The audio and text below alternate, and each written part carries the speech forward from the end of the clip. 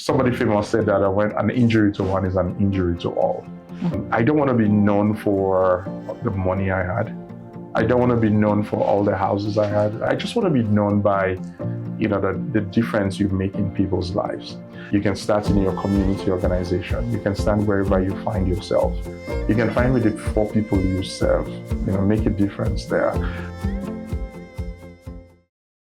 Hello and welcome to the Legacy Podcast. I'm your host, Raisa Afrida, and I'm so excited to have you with us today. This podcast is all about real stories, real impact, and the incredible individuals who are shaping our communities, our industries, and the future. Today, we're joined by a truly dynamic leader, Dennis Agbegha, director at RBCx, a community builder and champion of inclusive entrepreneurship across the Prairies. From his early career as a geoscientist in Nigeria to now leading innovation and growth in Canada's tech and finance ecosystem, Dennis brings a powerful mix of empathy, bold leadership, and lived experience to everything he does. Get ready for an inspiring conversation about legacy, leadership, and what it really takes to make a long-lasting impact. So, Dennis, how are you today? I'm doing very well. Thank you for having me here. Well, thank you so much for making it today. I know the weather can be crazy, but I always love the way you share your stories, and that absolutely inspires the people. Hopefully that happens the same with our audience. Now, I'm going to dive into our first question. Your journey has been very inspiring, from being in geoscience in Nigeria to leading innovation in Canadian banking. Can you share the pivotal moment that sparked your transition from science to finance and entrepreneurship? Thank you so much for that. It's so interesting because when I think about it, there was no particular time. But growing up in Nigeria, you had to do with what you had. You had to survive. There was, for me, I think it was that whole story of survival. When I remember when I finished school, when I was out of uni, my first job was actually at a bank. Oh. Right. So I worked in a bank for a couple of months where I did customer service. However, that was a beautiful experience because at that point I couldn't get a job as a geologist anyways. But it was a beautiful experience of what I could do. I found that I would always talk about these stories where there were 3 of us in customer service and there would be 6 people wanting to talk to me. And my other colleagues would be saying, I'm free. And I was like, yeah, don't worry, we'll wait for Dennis. And I was like, why would you always want to do that? But for me, it was I was young, got that doing, left it, went to practice geology.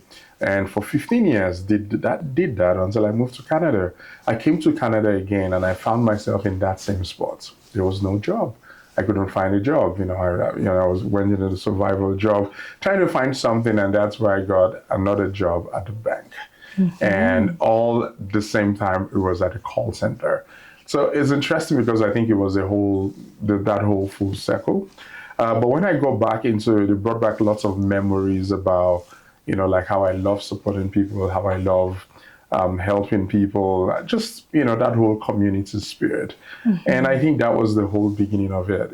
Now when I think about it, this was 2017. And I think about that whole time and I was like, I never ever thought I was going to be in banking for this long. But you know what? I'm so happy, whatever brought me to banking, I'm so happy about it because you think about the people you've been able to affect their lives, entrepreneurship. It's taking me back to remembering when, my mom was an entrepreneur and the struggle she faced. And I'm just trying my best, to be able to help other people to ensure that, if I can help them reduce their struggles and become more successful, makes me so much more happier. So yeah, I think that was, I would say that was my Spark. my spark. That's what cost it. That's amazing. You know what? I'm going to ask you a couple of more questions about this journey. Yeah. But what really stuck out of one of your LinkedIn posts? I'm big on LinkedIn, and I always see there's so many inspiring people. One of them was you when you posted about you used to work. You used to get hired to be groomsmen in Nigeria. Yeah. Can you please tell me, like, what was the story about? Each time I think about that story, it makes me laugh, right? So I had a friend, and he was the one who brought this idea. He was like, dude, like we could do this thing, because there was somebody he knew, and her brother was getting married. The brother didn't have friends, didn't have anybody, and they gave him the contract to put some people together. Oh. And that was where I was, like they put us together, and they would get us. I still remember, like, the day you're getting your suit, they're like, oh, this is your suit, that's your suit. Wow. And at the end of everything, can we have the suits back and all? So we realized that, oh my God, we could do this. We could make people happy. We could help people out. And that was it. It was so much fun to be able to do that. I still remember, like, dancing into the procession. And if you've ever been to a Nigerian wedding, you would understand what I mean. It's big fat and wedding. People would think like, oh my God, well, these people, I said we were just paid to do it.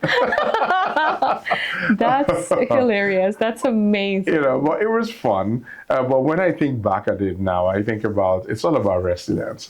It's all about a time like you're trying to survive, you're trying to make money, but you're doing it in many, many, many beautiful ways. You're not hurting anybody, but you're trying to make stuff. But now I also think about, when I think about that post, think about the happiness you were creating for those people. And I will still remember, like, at the end of the wedding, I was like, oh, thank you so much, for doing this, for doing that. because we would shake our bodies, we would dance, we would do all these things. You would never, ever know that these guys were paid, right? Wow. It's about, now I think back at it and it's like, well, it was so much fun. And, but it's all about creating a difference for everybody around you. So, that's a funny one. I'm glad you brought that up. You know what? I totally get it. Guess what? Sometimes I actually MC at weddings. Well, now moving to my next question is about your current role at RBCx. You support innovation-driven companies across the prairies. What does innovation mean to you, and how do you see it shaping the future of entrepreneurship in Canada? The future is innovation, and I say innovation is the future. Right now, everything is being affected by technology. So you see there, like, that's technology enhanced, technology affected. We're talking about things about AI. We're talking about there's all sorts of things. We've seen how technology has really evolved in the last couple of years, faster than what we knew. So it's going to be the future. That is the future. Things from robots doing stuff to new ways of doing things. And anybody left behind, if you're left behind, you're just going to lose. So for economies all around the world, being involved in innovation is the right thing to do.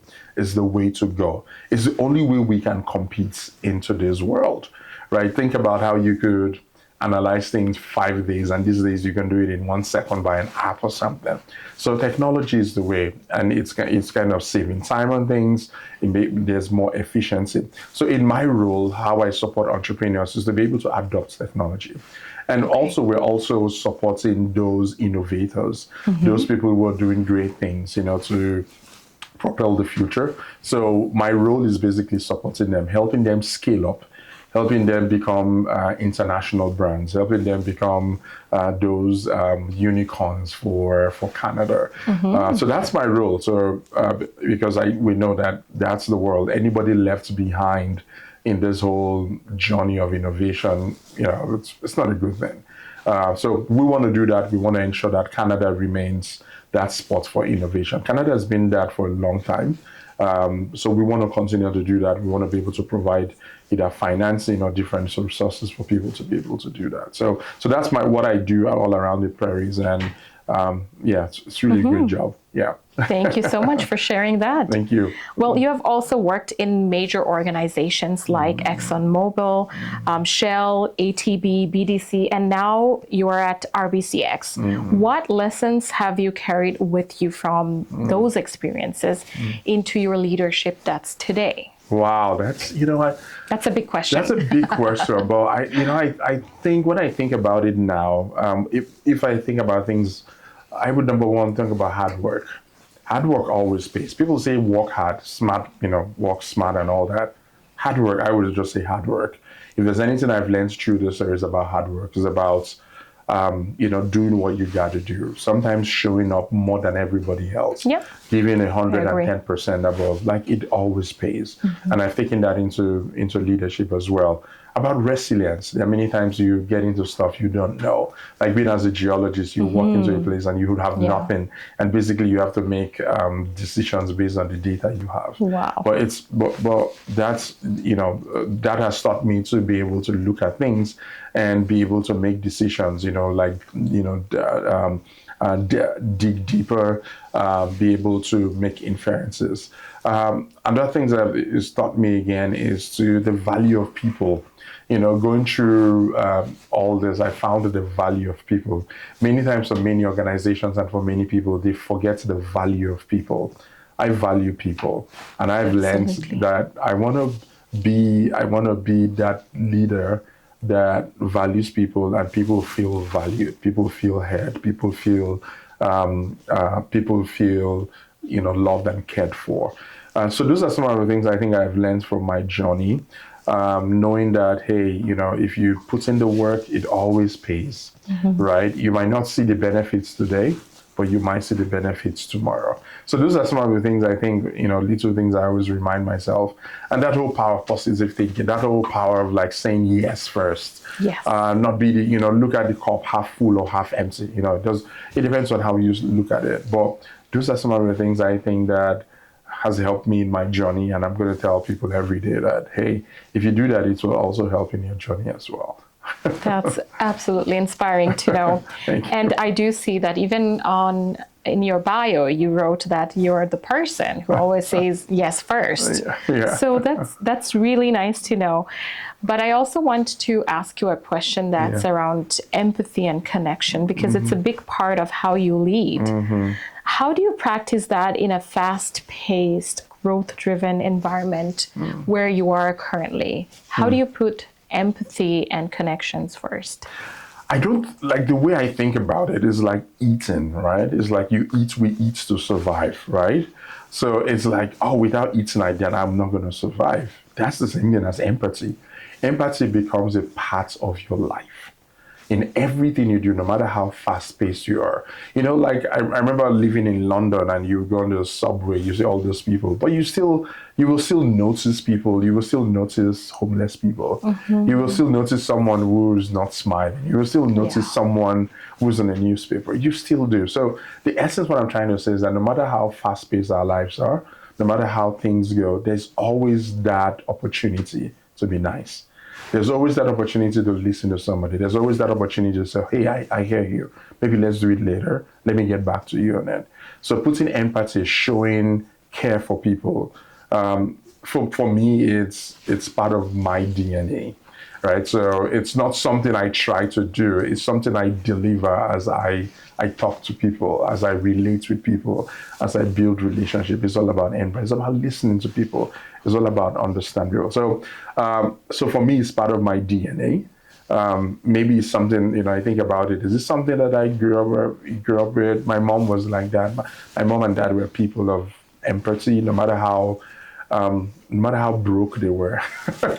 They still showed empathy to everyone around. So I think that growing up in that environment, you get to soak that up as well, and it kind of guides me in all I do, right? So I would tell people this: I would go places, and your mind just picks up on things that people don't pick up, right? It's a fast-paced environment people are trying to do, but your mind just picks up on things. So if you make it part of your DNA, no matter how fast things go, you still have the opportunity to touch somebody. Yeah. Oh my God, that just touches my heart. There is a reason why people call you the customer service knight, because even when you talk, I noticed that I have seen you, when you're giving speeches and stuff like that. I always see you with a big smile. Oh. And empathy and smile goes hand in hand. That's very kind of you. Appreciate you. And I really hope that everyone who's listening, practice that as a natural thing. It shouldn't be a part of strategy. It should be part of lifestyle. It should be part of lifestyle. It should be, we're all human, right? Treat people as humans. That's what I always say. Treat people first as humans, right? If you see people as humans instead of as numbers, it makes life a little bit more beautiful. That is very true. Well, that leads to my next question. It's about how you have been a very strong advocate for inclusive entrepreneurship. What do you do, what do you believe in when there are big gaps that still need to be addressed in Canada's startup ecosystem? Yeah. And how can we begin to fix them? Yeah. There is a huge gap. I believe in inclusive entrepreneurship. I believe that women should have access to, more finance for them to be able to do their businesses. I believe that people of color, indigenous people, should all have the same opportunities to start business. These are groups that have been marginalized for a very, very long time. So I believe that if we get programs in place to encourage, these groups of people to become entrepreneurs, I think is only good for our country. This is one country where our GDP is driven by small businesses. Absolutely. You're right. So, and we have a huge number of women. We have lots of women, lots of people. Indigenous entrepreneurship is growing; is the fastest growing in Canada, and so we have that. Opportunity right now to support that, because that's the future of Canada. There's no future without inclusion, without belonging. There's no future. It's going to be, if we support them today, these businesses will be the businesses that employ our kids tomorrow. They will be the businesses that do the great things tomorrow. So I think that it is very, very important that we support inclusive entrepreneurship. Just like what you said, what can we do? It's like providing different programs to encourage. Somebody talked about equity and equality, or about the fingers, how they're all fingers, but from an equity standpoint, for you to do that, you have to lift this up and a little bit up. So we need to do a lot more programs like that to encourage people to be able to be part of entrepreneurship. We need to keep talking about it. We should not be, it's just like how sometimes we're scared to talk about our past. No matter how bad it is, I don't want to talk about my past because it's this. But no, if I don't talk about my past, then there's no way forward, right? We need to be able to talk about our past, learn from our past, and move forward. So I think we need to keep talking about it, keep shedding more light on it. To ensure that everybody has the opportunity. As a woman, you can go into the bank and get funds without somebody saying, go get somebody, or somebody looking at you as saying, why do you need a business loan, right? Because we still see those biases, right? So we need to re-educate people, right? Many men like myself, we need to re-educate ourselves on hey, we need to do better. So those are some of the things we do. There are lots of government programs coming up as well, either from the provincial or the federal level, supporting different levels of entrepreneurship. So those are some of the things that I think that we need to do. And lastly, I think that we need to highlight those wins. When we see women entrepreneurs excel, let's talk about them. When we see indigenous entrepreneurs excel, let's talk about them. When we see about colored entrepreneurs, let's talk about them, because those people will now become those inspiration for the next generation as well. So I'm very big on it, and I support it every day. That's so nice to know, Dennis. Our MCG Career College is founded by a woman, and our CEO, Monica Chabra Gupta. So MCG starts from Monica Chabra Gupta, and the mission statement is making communities great.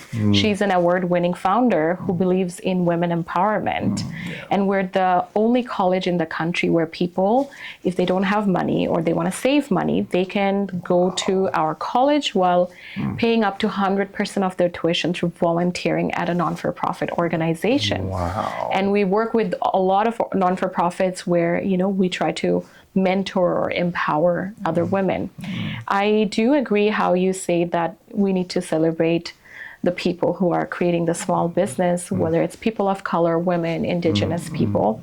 Recently, just a couple of weeks ago, I opened my own company. Wow. And the sweetest thing, it's a very small thing. I do like emceeing and stuff. So I thought, why not creating my own company and start something? And the sweetest thing is, when I was trying to set up my bank account, it's with a smaller bank. I did not go through the bigger ones. I went to a smaller bank.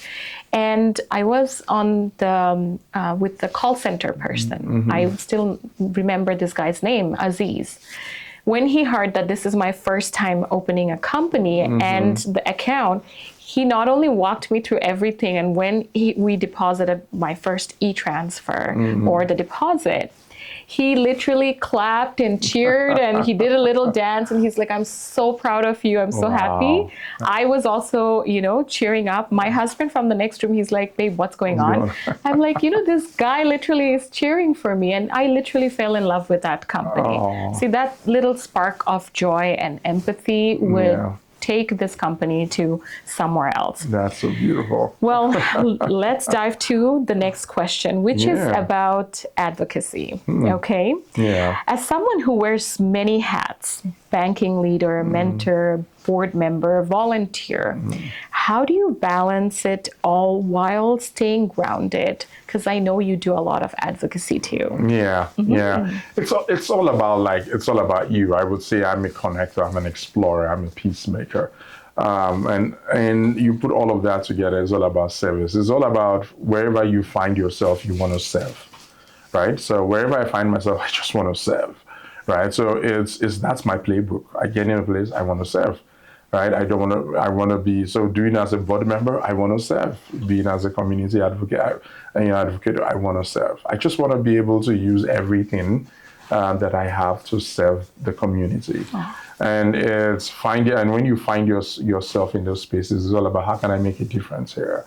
How can I support inclusive entrepreneurship? How can I support people, like who have been marginalized to be able to do what they want to do? How do I support people with disabilities? I'm in a couple of boards with that we support people with disabilities as well. So it's all about using all you have to serve.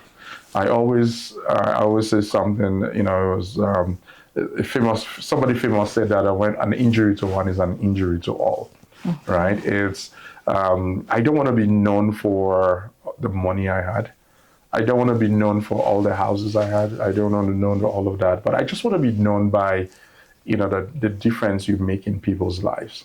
And what I'm going to let anybody listening is that you don't have to do it very big. You can start in your community organization. You can start wherever you find yourself. You can find with the 4 people you serve, make a difference there. Because when you're able to do that, make that difference there, when you get to the largest stage, you still make the same difference as well. So it always ties back to what I said. It's all part of it's part of my DNA. So just keep serving. That's for me. It's all I want to keep serving. That's absolutely amazing. You always keep saying about that you want to serve the people. Now, I have a fun question for you. Yeah. Because I see that you have this bold personality and your signature glasses. Ooh. Every time I see you at any event, whether it's a yellow glass or green and red or red, you have this authentic look.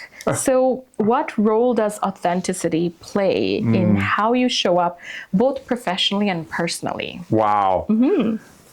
Now, Is that a trick question? No. I'm going to say, how many minutes do we have? Because I'm going to talk about 2 hours. I am one person who believes that the right thing to do is to be authentic. Be who you are, right? I find that I'm an extrovert.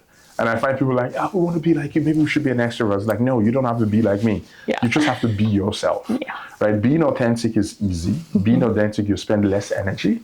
Right? Being authentic, you make more difference. You're more impactful. I find that we're in a society where like I have to be like the other boys, I have to be like the other people to be able to be heard, to be listened to grow professionally, to do this, to do that. But you know what I always tell people, at the end of everything, you find that you're not fulfilled. You find that there's really no true happiness. Yeah. True happiness comes from being authentic. Being authentic, like this is the way I look. I thought somebody told me that. Well, how many CEOs do you see wearing green, blue glasses? I was like, well, if becoming a CEO means that I don't have to wear red glasses, I don't want to be a CEO. I don't care about it, right? Because I just want to be authentic. I just want to be. You. I just want to be me.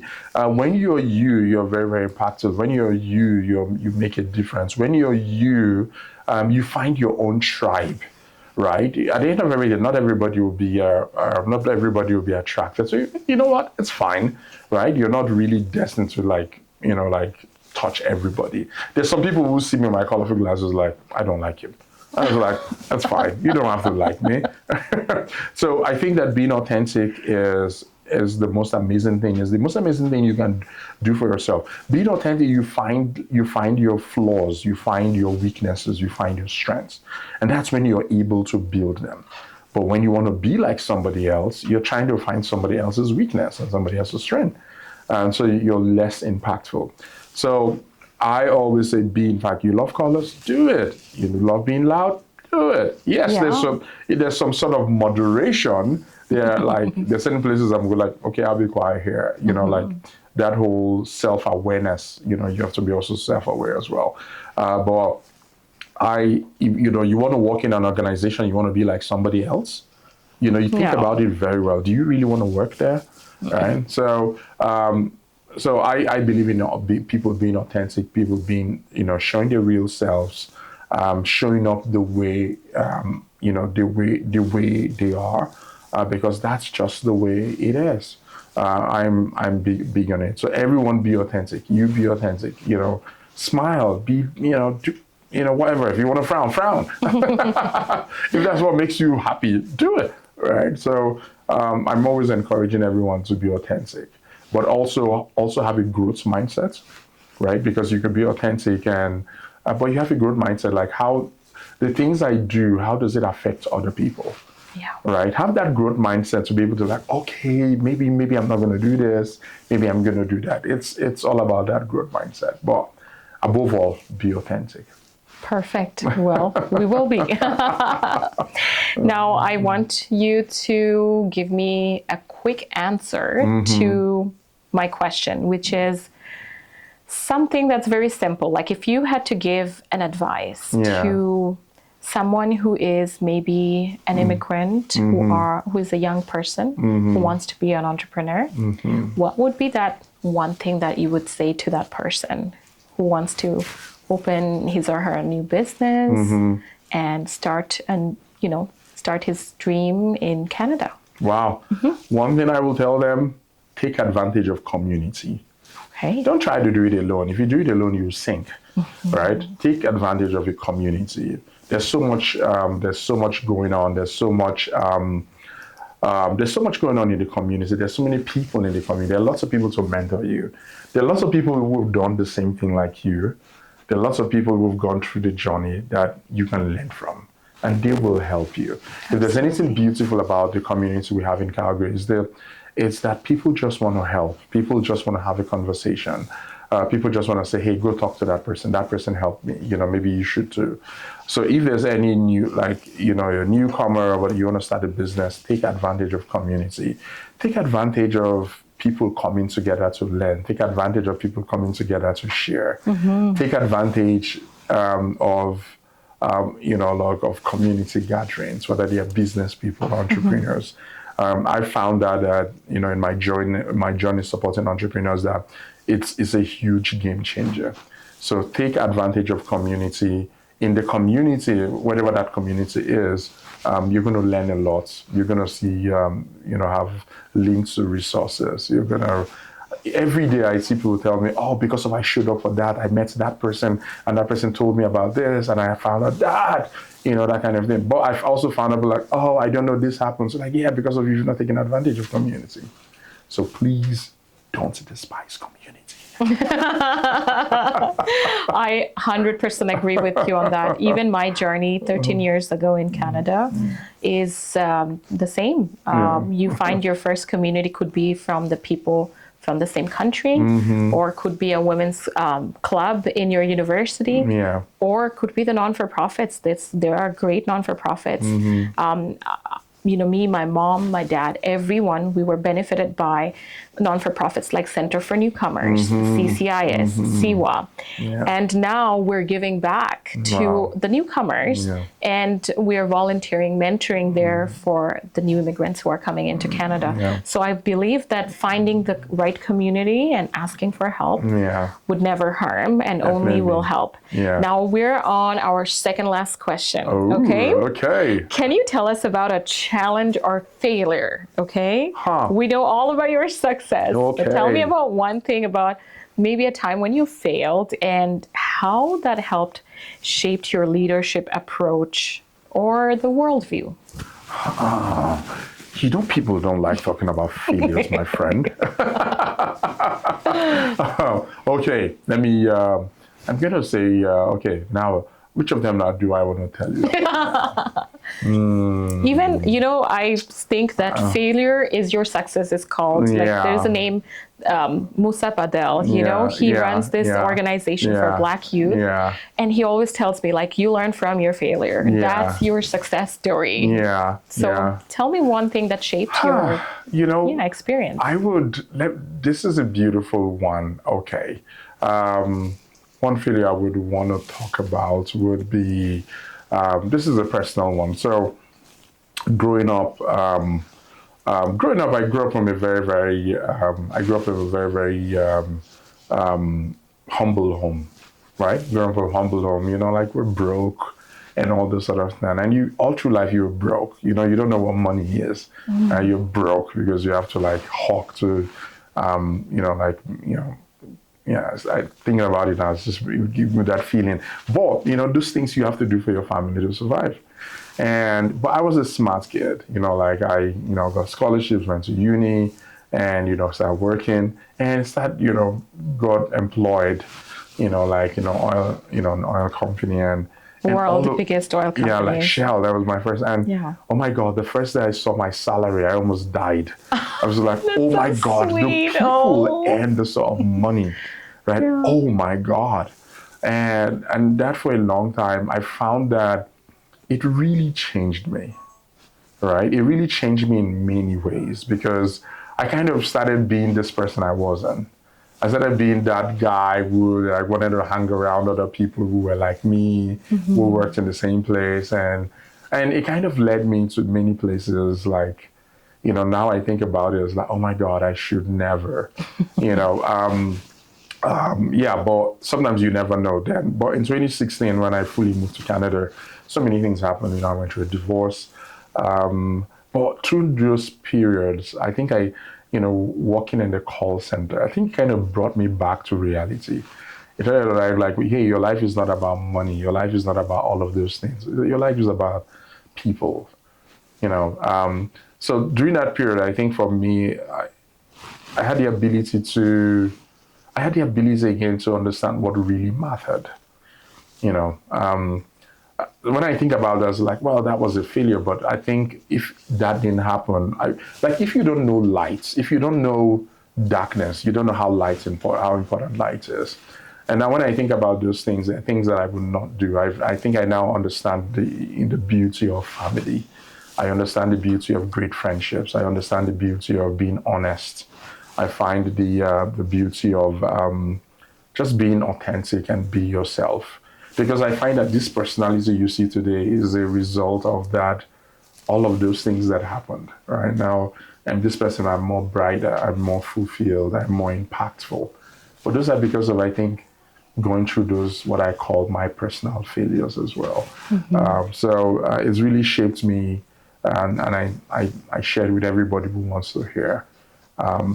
yeah, I don't know if that is really helpful. It's really changed me in many ways, the way I see people, the way I value life, the way I value friendships, the way I value relationships, what really, really matters. So, yeah, that was, I wow. hope, Thank you so much for sharing that. It's very personal, and people normally maybe don't feel comfortable to talk about their failure when it comes to something very personal. Yeah. But I think it really empowers others, not only yourself, when you do that. And hey, I really can relate with you. My first job in Canada was in a call center with Shaw. Yeah. And I was so happy to make other people's life easier because I was in the tech support. Wow. But you know what? I also went through divorce, and now I'm very happy. I'm successful, and I learned from those failures and sadness. Yeah, it's one beautiful thing that I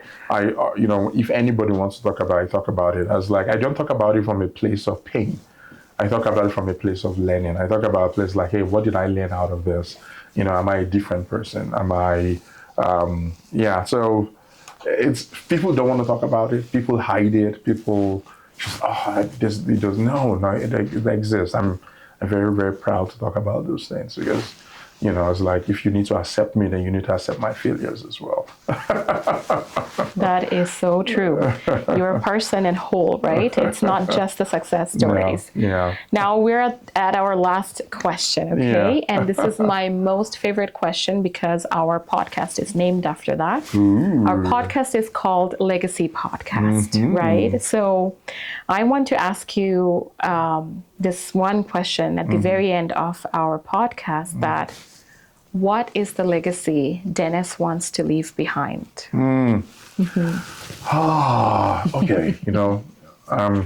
I lost my dad. I lost my dad in September, and and I think about him. And the one thing I think about when people like, I've been asked to write a tribute, that I'm just gonna write one line, and the line is gonna be like, he was a very, very kind man, very, very kind. He had so many, but he was a very kind man. And when I think about the legacy I want to leave, I want to be remembered as somebody who made a difference for people. And just like I told you, I'm not really, I don't chase money, I don't chase all those things. So like, it happens. But I want to be able, somebody may send me a message before coming in, hey Dennis, because of you I got that job. This happened. Those are the things I want to be remembered. I want to be remembered as someone who served my community with what I had. Using my job in banking, I'm using that to serve my community. The strength I have, use that to serve my community. Somebody asked me, like, where are you going to be in 5 years? What are you going to be CEOs? Like, I don't care those roles, but wherever I find myself, I'm going to be making a difference for people. That's all I want to be remembered for. I just want to be remembered for that. And I hope that I'm impactful that much to be remembered for that. Life will go, things will say, but maybe in 100, 500, there was a guy who lived in Calgary. And he did this, he did that. So that's what I want my legacy to be. That's all I want it to be. So. Well, thank you so much, Dennis, for sharing that. And I really hope that you get to live by this legacy of being kind, leading with empathy, and, saying yes first. Thank you. And wearing your very colorful glasses and being authentic. So thank you so much for being here today with us. Thank you. Well, everyone, thank you so much for being with us. All our listeners, our viewers, if you love our Legacy podcast, please like, comment, and subscribe. And also, we will be back with more powerful conversations and meaningful conversations through our next guests and in our next episodes. So till then, make sure to have fun with your family and with your friends. And try to do something meaningful like Dennis, or just make people smile, and remember to stay authentic. Thank you so much. I'm your host, Raisa Afrida, signing off today. So, Happy New Year! MCG, Making Communities Great.